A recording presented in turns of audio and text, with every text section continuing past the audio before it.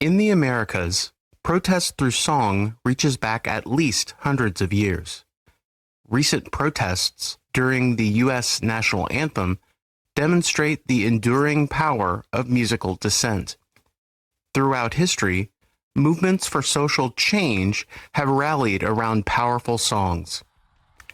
Let's explore some of these revolutionary compositions, their creators, and the causes they championed.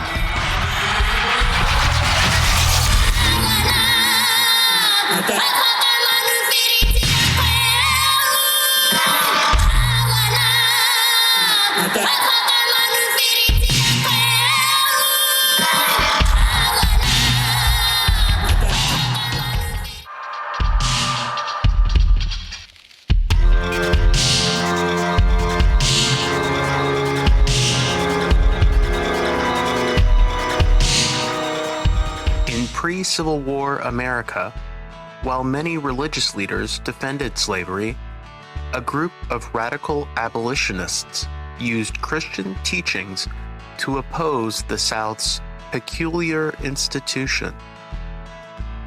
These musical protests eventually helped push the nation towards emancipation in 1865. In 1845, great author and statesman Frederick Douglass traveled to Europe to promote his new autobiography, Narrative of the Life of Frederick Douglass, an American Slave. When the ship's captain invited Douglass to speak during the journey, several wealthy white passengers tried to shout down the author, but 4 white singers from New England, also planning a European tour, would rise to his defense. Years earlier, the Hutchinson family singers had left their family farm and 9 siblings in Massachusetts to support progressive causes through song. The Hutchinsons sang songs advocating for women's rights, temperance, and most famously, abolishing slavery in the United States. One of their most enduring songs is Get Off the Track. The song combines an infectious, syncopated refrain with lyrics that equate the momentum of the abolitionist movement to the mighty steam train, a brand new technology that was reshaping the country. The Hutchinsons declare, "Get out of the way" to all of those that would impede the impossible force of abolitionism, warning those that do not yield that the sound of your funeral knell awaits.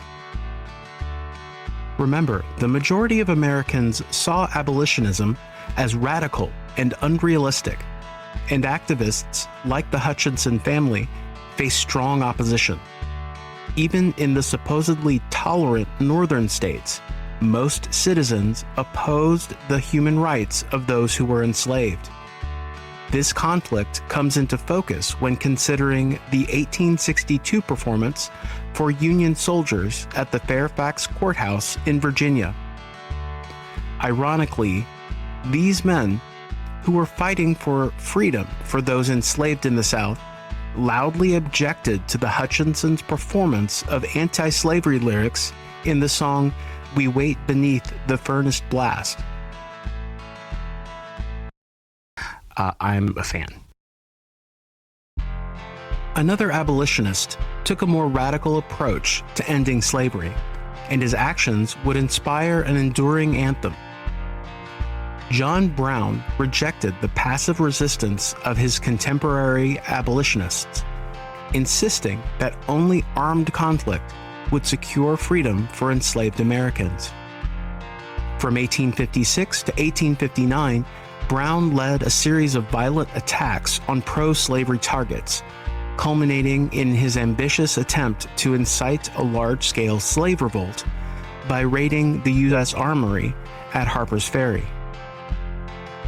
The uprising failed when U.S. military forces reclaimed the armory, and Brown, along with his co-conspirators, faced trial and execution. Many historians now view Brown's actions as a crucial catalyst that moved the nation's conflict over slavery from political debate to armed conflict.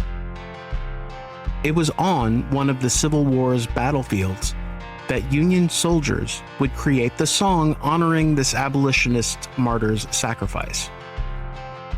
Members of New York's 29th Infantry Regiment began improvising lyrics celebrating Brown's heroics, setting them to a popular Methodist camp meeting tune. In a bit of soldier's humor, they also used the song to tease a fellow soldier who happened to share the famous name. The song's popularity spread rapidly through Union camps, leading one soldier to observe that through the power of song, Brown's spirit was seen in every campfire, and our boys pressed onward to victory and freedom.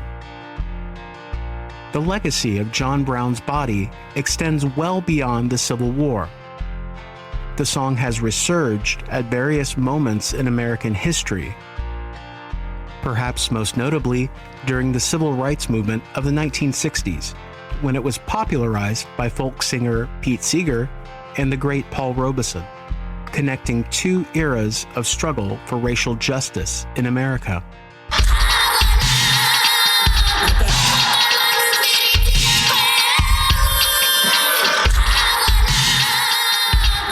Whereas many of us strive to be competent in one field, Paul Robeson was great in many.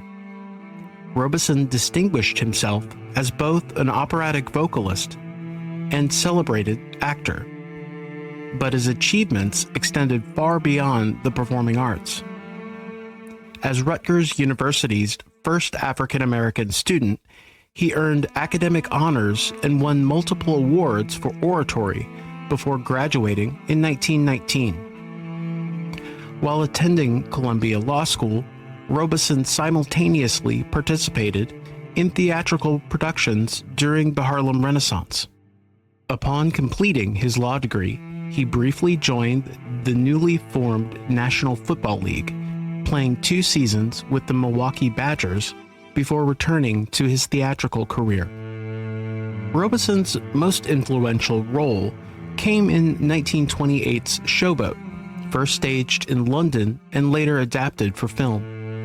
His portrayal of Joe and his rendering of Old Man River would define his artistic legacy, though Robeson progressively modified the song's lyrics to reflect his growing political consciousness. Where the original character admitted to being tired of living and scared of dying, Robeson's activist revision defiantly proclaimed, "I must keep fighting until I'm dying." But I keeps laughing instead of crying. I must keep fighting until I'm dying.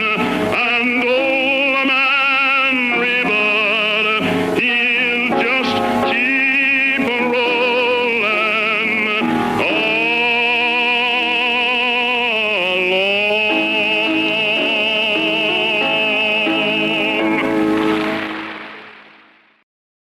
The 1930s marked a pivotal shift in Robeson's political awareness. As authoritarian nationalism gained momentum in both Europe and the United States, Robeson's international celebrity brought him to the Soviet Union in 1934. His Moscow visit proved transformative. Robeson later remarked that it represented the first time he walked in full human dignity. Witnessing the plight of wounded soldiers in the Spanish Civil War and observing growing hostilities in Central Europe compelled Robeson to speak out against imperialism and injustice. He began incorporating political messages into his concerts, declaring that the artist must take sides. He must elect to fight for freedom or slavery. I have made my choice. I had no alternative.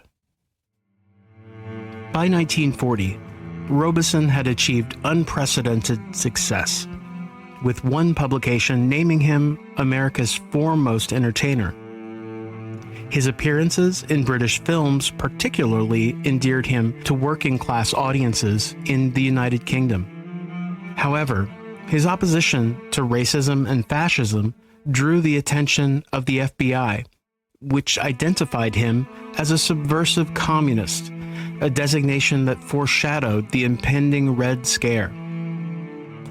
During the 1950s, mere suspicion of communist sympathies would terminate a performer's career, and Robeson saw his performances canceled and recordings removed from circulation.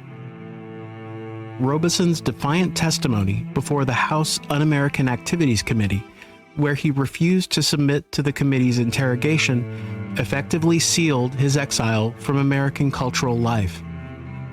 Though he continued performing internationally until 1961, his career ended following a breakdown in Moscow.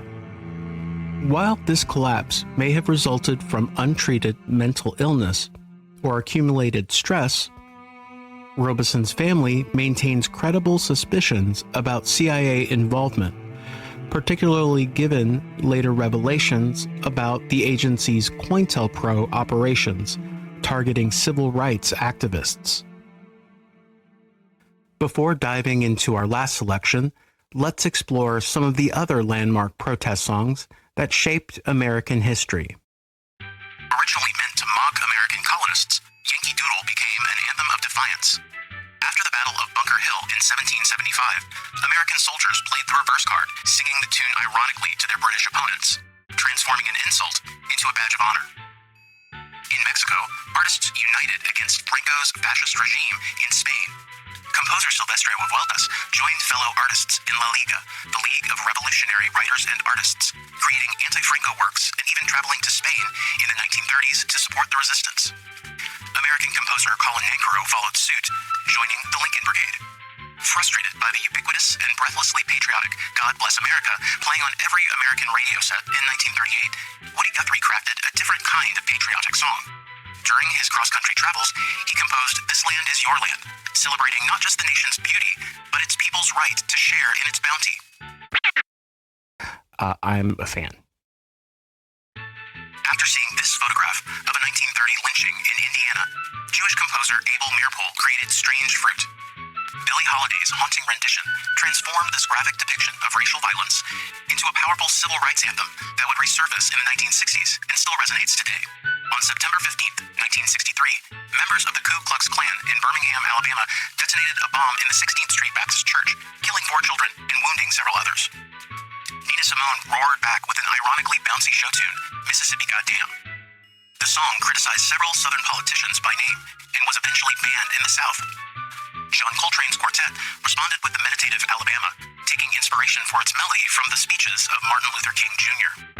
And as a quick aside, the layout on this newspaper is remarkable. San Francisco Chronicle, I guess they were having a bad day. Wow. Blowin' in the Wind, Bob Dylan's protest anthem, borrows its melody from the spiritual No More Auction Block for Me, helping it become a cornerstone of the civil rights movement. Dr. King specifically requested its inclusion in the 1963 March on Washington, recognizing its power to unite diverse audiences through song. During Augusto Pinochet's CIA-backed dictatorship in Chile, Los Prisioneros emerged as the voice of disenfranchised youth. Despite government censorship, their anthem, El Baile de los que Sobran, or The Dance of the Leftovers, became crucial to the successful 1988 No campaign that helped end Pinochet's rule. The live aspect of the Saturday Night Live format creates a tantalizing target for those looking to communicate subversive messages. In 1992, Irish singer Sinead O'Connor staged a protest of the abuse she and other children suffered at the hands of Catholic Church officials. While the act received a great deal of attention in the American media, hardly any of the national discourse mentioned the systematic abuse of children. In 1996, the U.S. Secret Service detained Rage Against the Machine in their dressing room, preventing their second performance on the program after their first performance displayed upside-down American flags. Again, full disclosure, I'm a fan.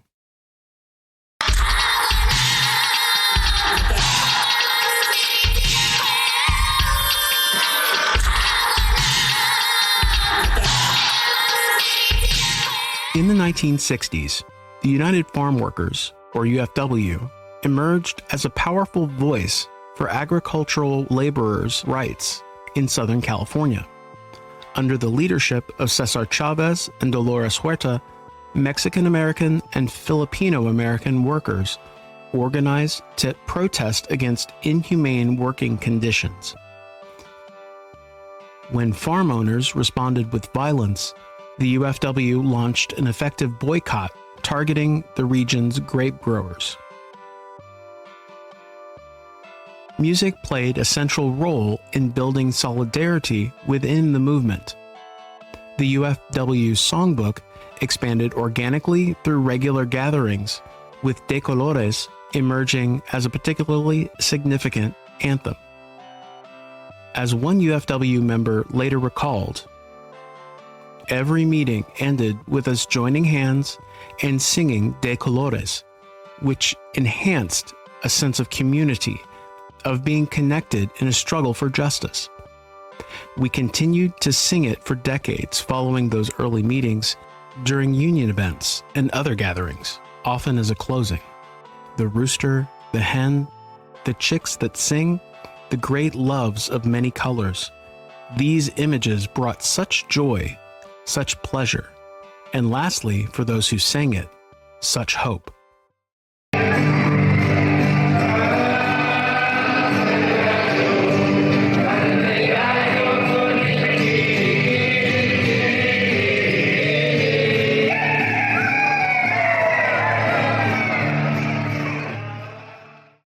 The movement drew crucial support from musicians already established in the civil rights struggle, particularly Joan Baez, whose involvement with the UFW followed her significant contributions to the broader civil rights movement. Baez had already helped transform We Shall Overcome into the defining anthem of the era. The song, which evolved from African American spirituals and labor movements, had been adapted by Pete Seeger in the 1940s as a labor movement anthem. After learning it from Seeger, Baez performed the song at the 1963 March on Washington, her crystalline soprano voice helping to cement its place in American protest culture. The song's power lay in its simplicity and adaptability. Protesters could easily learn it and modify its verses to address specific causes. This versatility proved especially valuable to the UFW, where Baez would lead farm workers in bilingual versions of We Shall Overcome, creating a musical bridge between the civil rights and farm workers' movements. Like her mentor, Pete Seeger, who spent decades using folk music to support progressive causes, Baez understood that the simple act of joining voices in song could unite diverse groups of people in their struggle for justice.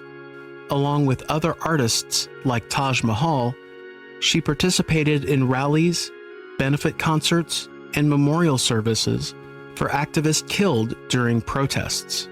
Their involvement helped focus national attention on the grape boycott and the broader struggle for agricultural workers' rights.